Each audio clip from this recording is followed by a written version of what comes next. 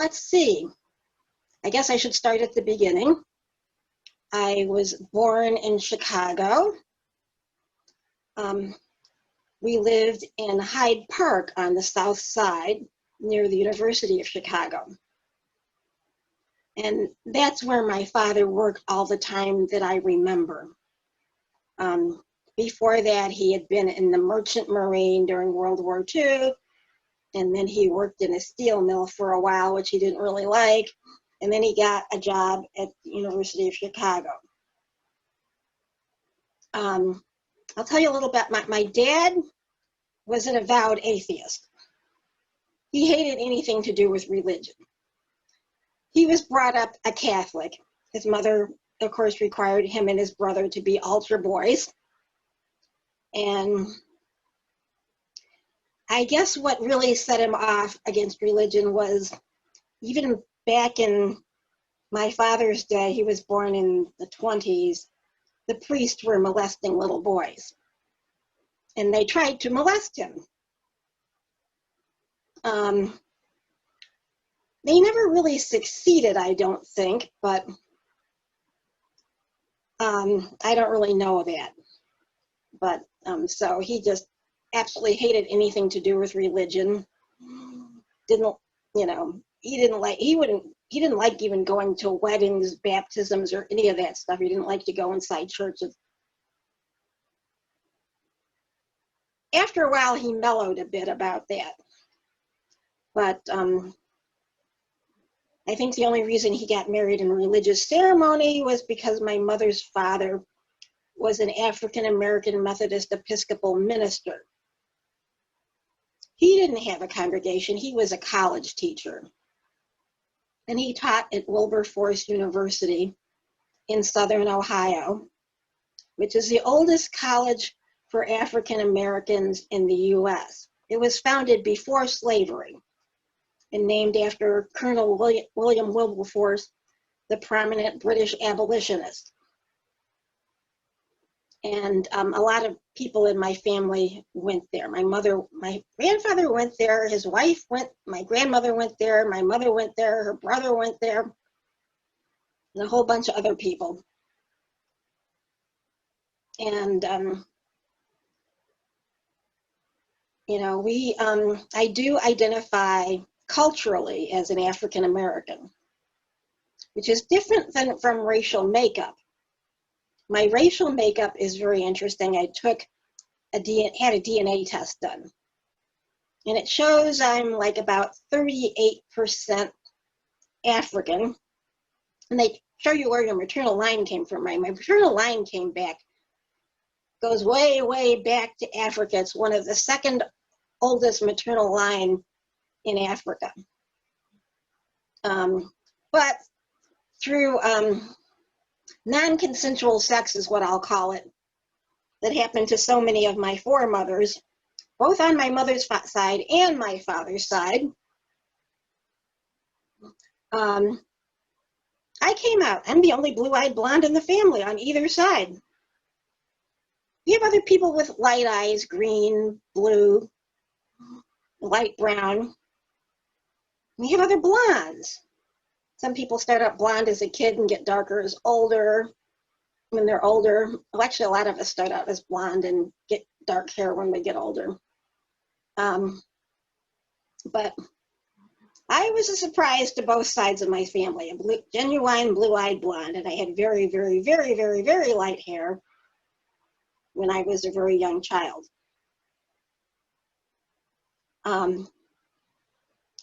So getting back to Chicago, we were in Hyde Park near the University of Chicago. As I like to say now, Obama is my homie.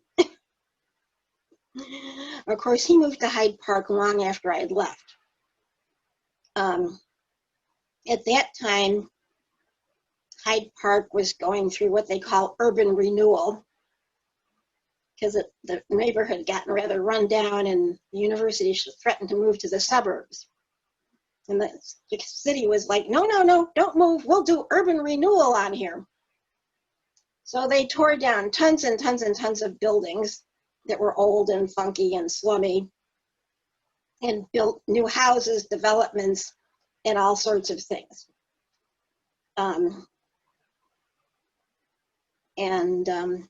Let's see. Yeah, the street I lived on, there was a little block that where I considered my neighborhood. And everybody was black of different shades. Some people were quite light. Some people were very dark. I had my best friend next door named Amelie Landry. And her family said they weren't black, they were Creole because they had come from Louisiana. I don't know whether that's really true, but that was the story they said. But we were best friends for a long, long time.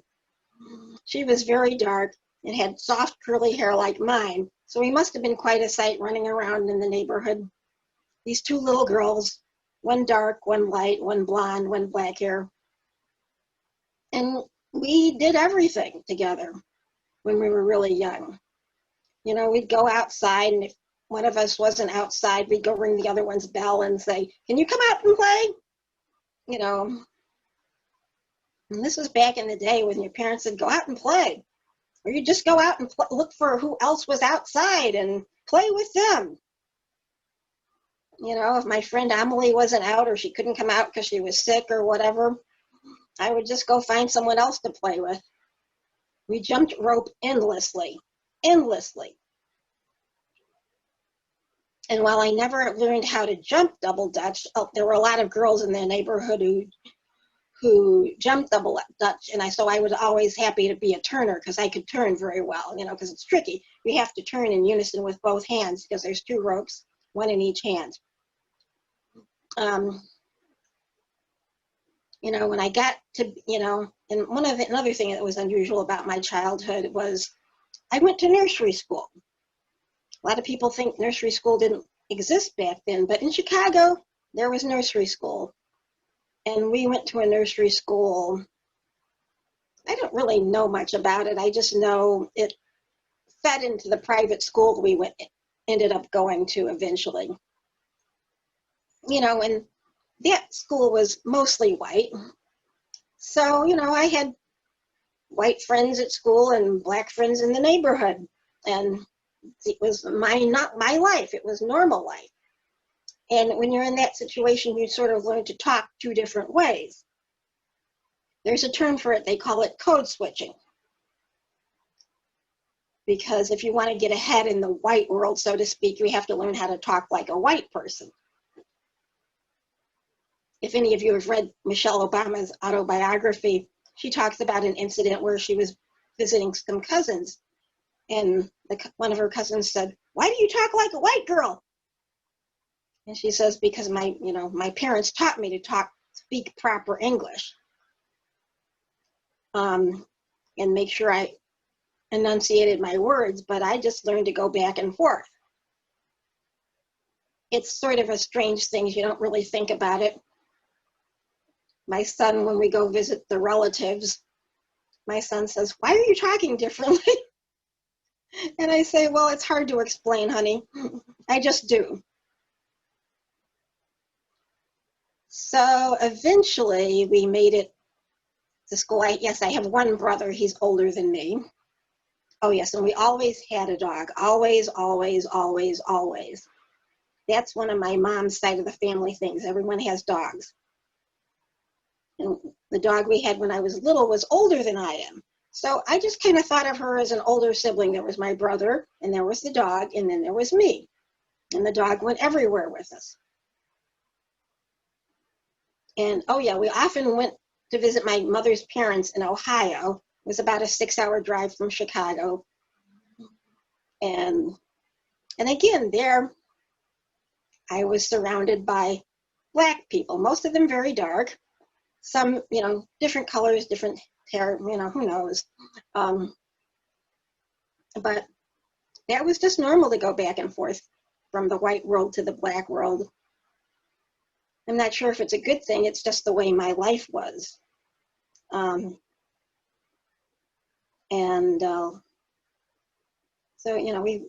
Oh yes, and when we were at my grandparents' house, I'm not sure if my father knew about this. No, he probably did.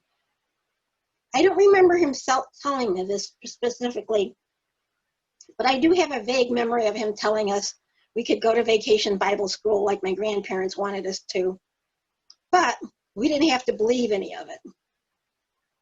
So we went to vacation Bible school in the summer, and we sang the songs and heard the stories and did arts and crafts. But I always kept in the back of my mind, I didn't have to believe any of it, so I didn't. This is a miracle, and I'd say, and I'm like, yeah, right. But I kept that to myself, and I think my brother did too. But when we got old enough to go to, grade school, we went to a school that is attached to the University of Chicago. The whole name of it is called University of Chicago Laboratory School.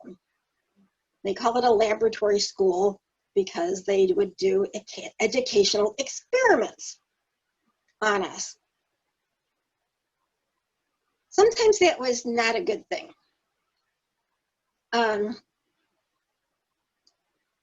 So I had kindergarten and in first grade and second grade, I had the same teacher she was abusive to me. She abused me psychologically, never physically. And that was very, very hard to endure. In the third grade, I had another teacher that was not nice. I don't think she liked children. I always wondered why she was a teacher, because she didn't seem to like children. In fourth grade, I finally got a decent teacher. And that was really nice, and I actually started to enjoy school a little bit. So I kept going to the same school, the lab school, 4, 5, 6 grade. And then after sixth grade, they had this strange thing called pre-freshman year, which was like, I guess it was supposed to be like 7th and 8th grade combined. I don't know, in effect, I skipped a grade. Yeah, the lab school was supposed to be for very bright children. And most of the kids there were quite bright. And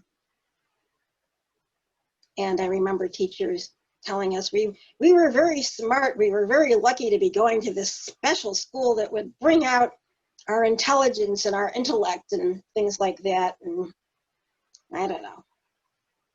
I really never knew what to think about that. And then, so I got through the pre-freshman year, went to 9th grade, and while I was in 9th grade, my father came home one day and said he'd been offered a job in Rochester, New York. And we're like, where is Rochester, New York? And my father said, oh, it's not too far from Buffalo, because we knew where Buffalo was. And I thought to myself, when towns that used to have steel mills would just emit this horrible stench from the steel mills. And, and we would pass through Gary, Indiana on our way to and from Ohio. We would go through the stench of Gary, Indiana. I just was thinking, oh God, I hope it doesn't stink like Gary does.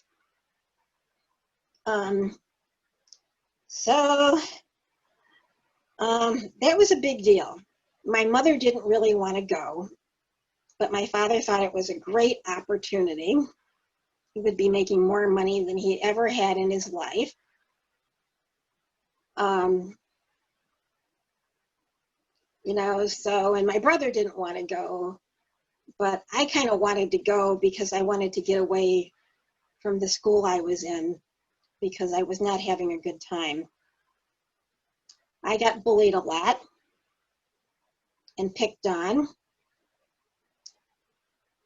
And, it's extremely unpleasant to be bullied like that for years. I mean, it started in first grade and went all the way up until 9th grade that I got bullied. Some kids didn't even know why they were bullying me, but they knew that Janis was someone you could bully, or you should bully. I'm not sure. And I mostly just tried to ignore them. That's what my father had said, but it was extremely hard, and it took an emotional toll on me. So in the end, we did move to Rochester. And at least I experienced culture shock. I think we all did. This was so different than Chicago. It was so much smaller. If I walked down the street, people would say hello to me. No one said hello to you in Chicago. You walked not really looking at other people, but looking down a little bit. And nobody said hello to anybody unless you knew them. And of course, the school we went to in Chicago was only about a mile from our home. So we walked back and forth when we were old enough. And you just didn't talk to strangers or anybody else. So it really kind of freaked me out when I'd walk down the street in Rochester here and people would say hello. And I'm like, huh? Oh, and another thing that was strange here is when people sneezed, everybody would say, bless you. When I was in Chicago, nobody said, bless you. It's like, oh, this is weird too. Not to mention the strange Rochester accent. People thought I talked strangely, and I thought they talked strangely. Oh, and another difference between Chicago and Rochester is Chicago has an extremely large Black middle class and upper class. You know, in the Chicago papers, there were society pages. And in the spring, there would be a debutante ball for the upper crust white people. And then a few weeks later, there would be a debutante ball for the upper crust Black people. And you would see they would always take pictures of the girls in their dresses and their hair all done up. And it was just, I was just looking at the pictures in the paper. And there were tons of private school in Chicago because the Chicago schools then and now were notoriously bad. So almost anybody who could rub two nickels together sent their kids to a private school or a religious school. You know, my cousins went to, I think, a Lutheran school, and some of my cousins went to Catholic school. My best friend, Amelie, who lived next door, went to the nearest Catholic school, and she taught me all about Catholicism because she would, go to school and learn the catechism and everything, and she would tell me all about it. And I'm like, oh, that's really interesting. I thought they had some very strange ideas about God and religion, but I was not one to judge her. I just said, oh, I just listened to her carefully because I did find it quite interesting. So I do know a lot about Catholicism, although I'm not a Catholic. So anyway, getting back to the move to Rochester. And my parents had tried to do their research and move to a good neighborhood. So we were a few houses down from the First Unitarian Church on Winton Road. They bought this enormous old house that they really didn't realize how bad a shape it was in.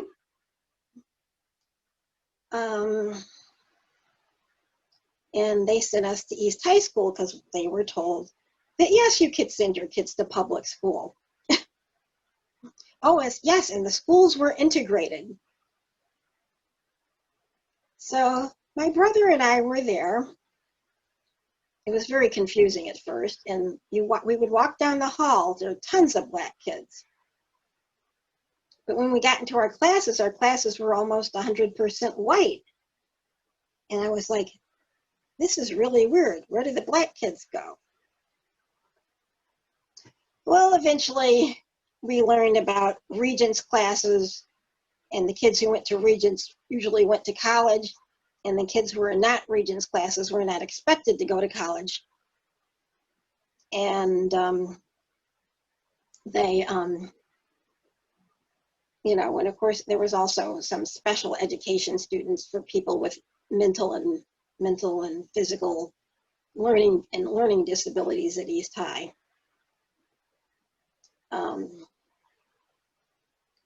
So it was a very strange place. The school was big. I would get lost because there were two wings that had the same name, but one was east and one was west. And it took me a while to figure that out. It was just so confusing. And of course it was hard because at first I didn't have any friends. But eventually, you know, I made friends, and, you know, I'm a kind of a quiet, introverted person. My brother is very open and gregarious, so he made a lot of friends, and a lot of them eventually became my friends. And when eventually we joined a clique, so to speak, of a bunch of kids who were mostly Jewish, but some weren't, and we were well accepted because, I don't know, we were well educated, and everybody, they just accepted us. We were the new kids, but that was okay. And we finished our high school years at East High. And another incident that I thought might be interesting is when my brother was a senior in high school and I was a junior in high school, my mother's mother died. So we all got into the car and drove from Rochester to Wilberforce, Ohio, and stayed in my grandmother's house for a week. Wow. The adults argued about the funeral and her possessions, and I was put in charge of all my younger cousins who couldn't fend for themselves. The ones that were old enough to fend for themselves, that's what they did, my brother and, you know, some of my other cousins. But I had several little kid cousins, so I had to keep an eye on them.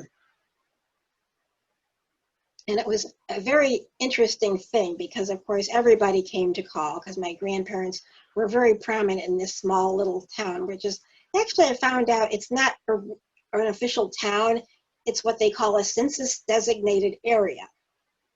And it's part of the town of Xenia, Ohio, officially. So they'd be in the living room. My mother, her sister, and brother. And people would come over to call and express their condolences. Now, at that time, my brother had a huge afro. It must have been at least 6 inches long all the way around his head. And afros were kind of controversial in the 60s when people started wearing their hair naturally, and both men and women had afros that were very long. Because before that, people felt like they had to straighten their hair or keep it really short and make it try to look like white hair. So my brother would walk into the room to ask someone a question about something. Where is this? Or where can I do that? Or who, you know, or some question about the little kids. And all conversation would stop. And the visitors would just stare at my brother because I think he was 6'3" by then, and then he had this enormous afro, which made him about 6'9". And he was just a big guy. And they would just look at him like, oh, you know, you could tell they were thinking, oh my God, how did he get so big? Look at all that hair. And then after he left the room, after he found out what he needed to know, a conversation would commence on the merits of afros and whether they were a good thing or a bad thing and how long they should be. I found that kind of amusing because I would listen in and like, oh, David, they're talking about your hair. Um, but that was just a funny little anecdote from when my grandmother died. She had a ton of stuff in her house, ton of stuff. But let's get back to Rochester. So when the week was over, we came back to Rochester. Oh yes, and everybody kept bringing us fried chicken, which of course we liked. That's all we ate all week was fried chicken. So on the way home, we stopped at some place, might have been a Howard Johnson's, and we all had salads. So we get back to Rochester and start going back to school, and my brother graduates and goes to, he went to Stony Brook, the SUNY school at Stony Brook, and went to Long Island to go to school the next year. And I finished my senior year and ended up going to Oswego State. And I was majoring in art, but somewhere in my junior year, I just started thinking, what the heck am I going to do with an art degree? I had absolutely no idea.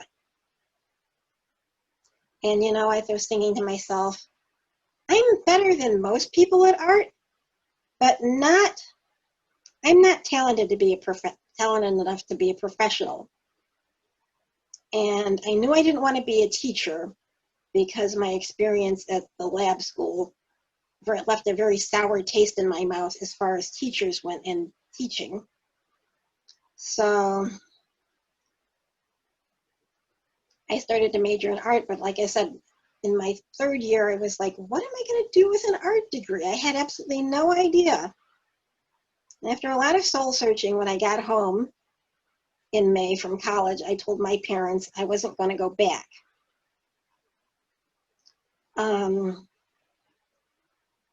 In the fall, I needed to take some time off to think about what I wanted to do in the future and possibly change my major.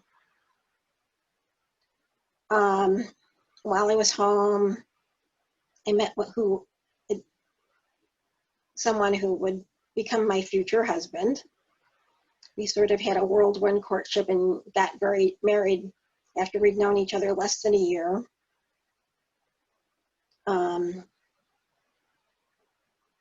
And you know, we moved to Pennsylvania for a while, then we came back here.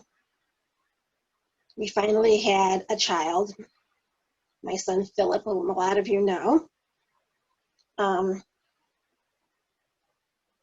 In 1983, and then 5 years after that, when my son, how old was he? No, when he was about 5, my ex decided he wanted a divorce, which upset me greatly. But finally, you know, he said, oh, let's go for marriage counseling. But he really wasn't serious about changing. He just wanted to tell people he had tried marriage counseling and they had failed, so he could justify leaving me because he didn't have a good reason to leave me, other than he didn't want to be married to me anymore.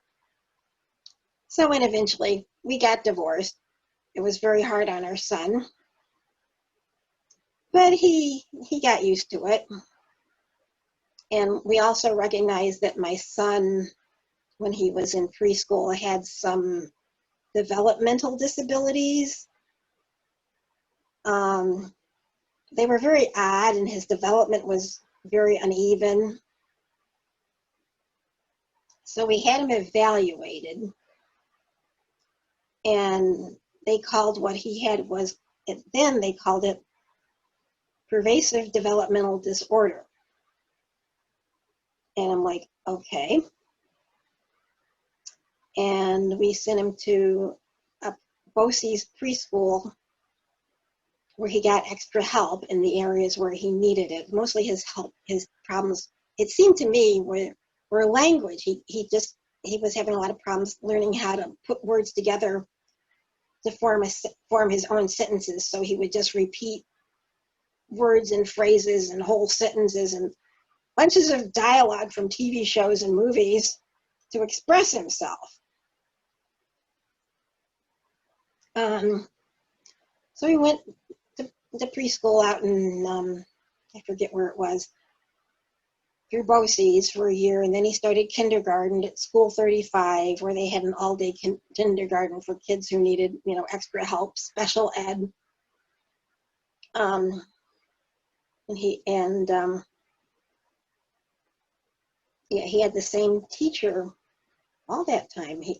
Her first in kindergarten and first grade and halfway through second grade. And halfway through second grade, they decided to mainstream him, except for getting extra help where he needed it with his language. Of course, they called it speech because most of these other kids had speech impediments, and he didn't understand why he was going for speech. And when he asked me one time, he said, well, honey, the teacher, her name was Mrs. Nardi, says, is what they call a speech and language pathologist.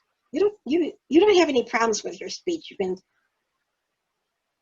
You can talk very well, but you have a lot of problems with your language development and also with learning what was socially appropriate.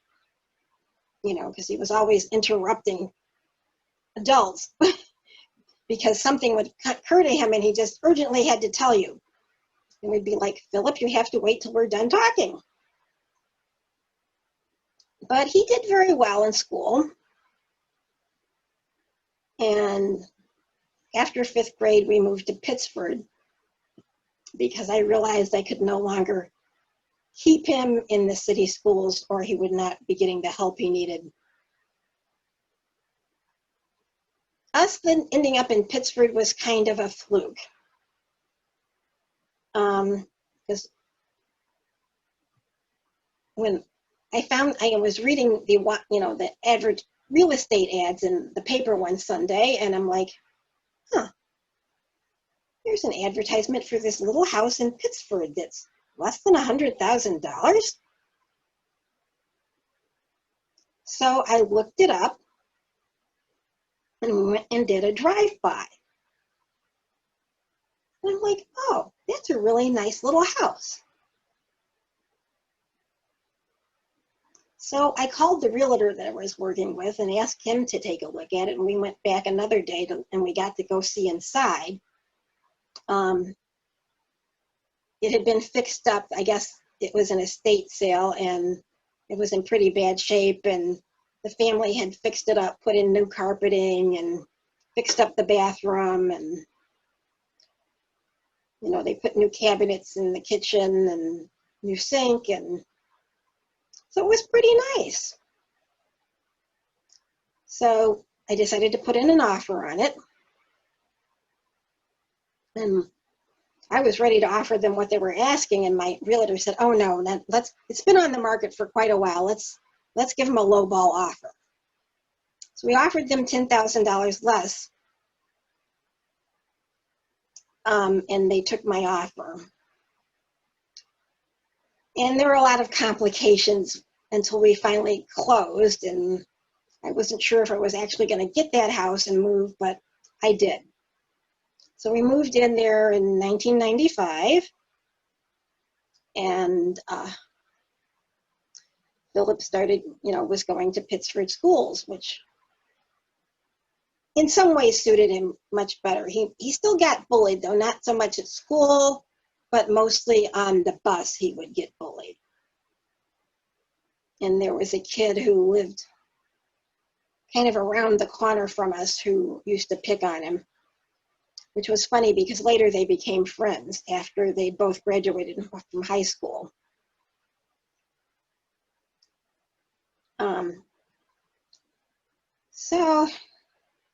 So we lived in Pittsford for 12 years. Then I started having a lot of problems with my health. I need to wrap this up soon. The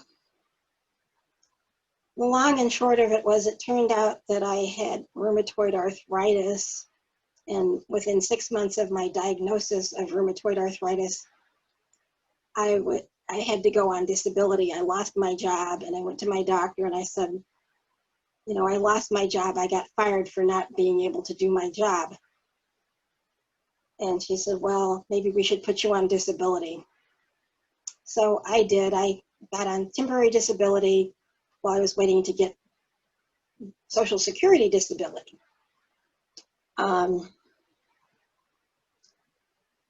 And so eventually I sold the house in Pittsford and moved back into the city, into the little house I'm in now. I now have, to keep it, I could write a book about my health problems, but nobody wants to know all about that. Let's just say I have rheumatoid arthritis. I have osteoarthritis, I think, in all the joints that are not affected by the rheumatoid. I had a heart attack in January, but, you know, and my doctor once asked me, well, how do you consider your health? This is one of the questions they ask, that Medicare asks. Do you feel like your health is excellent, good, fair, or poor? And I said, I think my health is poor. And she gave me kind of a sad look, and she said, like, why do you feel that? I got all these conditions. I take more medicines than anybody I know. But I said, I don't dwell on it. That's just how I feel about my health, but it's not good, you know. But that aside, I don't let it stop me from doing anything I want to do, at least if I can. I've had to stop. I can't do a lot of things anymore. I cannot ride a bicycle. I can't go hiking. You know, I can't drive long distances anymore. But that's okay. I can still walk, talk, go to the bathroom by myself. I can still drive. I still come to church. I can do a little bit of volunteer work now and then. I used to teach quilting as a volunteer. And I'm okay with it, you know.